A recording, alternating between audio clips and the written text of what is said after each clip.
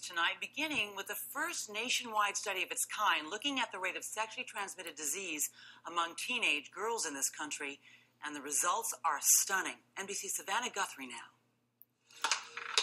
At this Washington clinic, nurse practitioner Paula Bryant Barnett is on the front lines of an epidemic. Teenage girls with sexually transmitted infections. They don't think it can happen to them. It can happen to someone else, or they know someone, but it won't happen to me. And I tell them that, it can happen to anybody. A study released today from the Centers for Disease Control found it is happening at an alarming rate. 25% of girls aged 14 to 19 had one of 4 common sexually transmitted diseases: human papillomavirus, chlamydia, trichomonas, or herpes. The number shot up to nearly 50% for African Americans. All told, more than 3 million teenagers affected. It's not something which is widely spoken about, in part because of the stigma associated with STDs, but it's also hidden because many sexually transmitted diseases have no symptoms at all. Like HPV, which was by far the most common infection found among girls. We know that's easily transmitted, and a lot of people get infected very soon after their very first sexual experience. And there are potentially lifelong consequences. Some of the most common sexually transmitted infections can cause infertility or cervical cancer. Something Bryant Barnett is trying to convey to the young women she sees. I try to, let them know that my concern is that you're going to get something that I can't give you medication to get rid of. That's the fear, and that, try to make them see how serious it is. A serious message public health officials hope teenagers will hear. Savannah Guthrie, NBC News, Washington.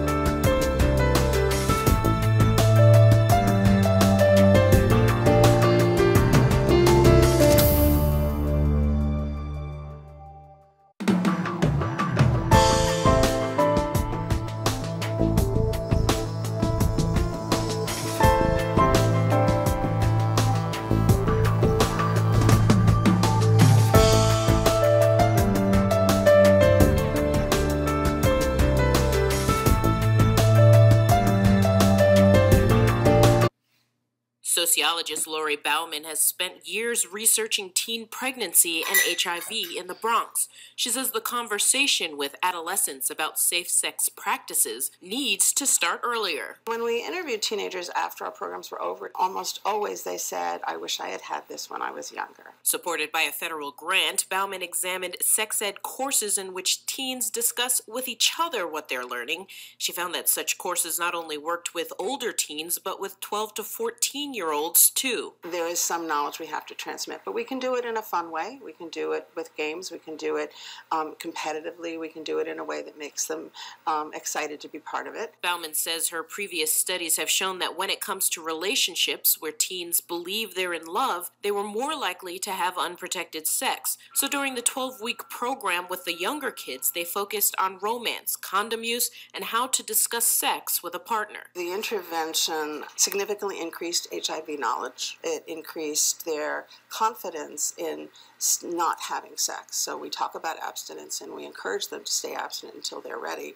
And it increased their intention to stay abstinent. But Bauman says just putting teens in a one-time class isn't going to end risky sexual behavior. And I don't think it's a vaccine model where we can give them information and skills and then say, go, you're protected. She says sex ed classes each year of high school taught by trained professionals may produce even better results. Teenagers told us, I don't want to talk to my English teacher about this. I don't want to talk to my math teacher about this.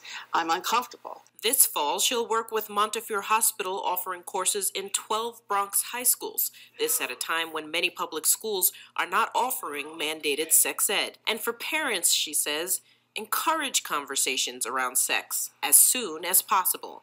Erin Billups, New York 1.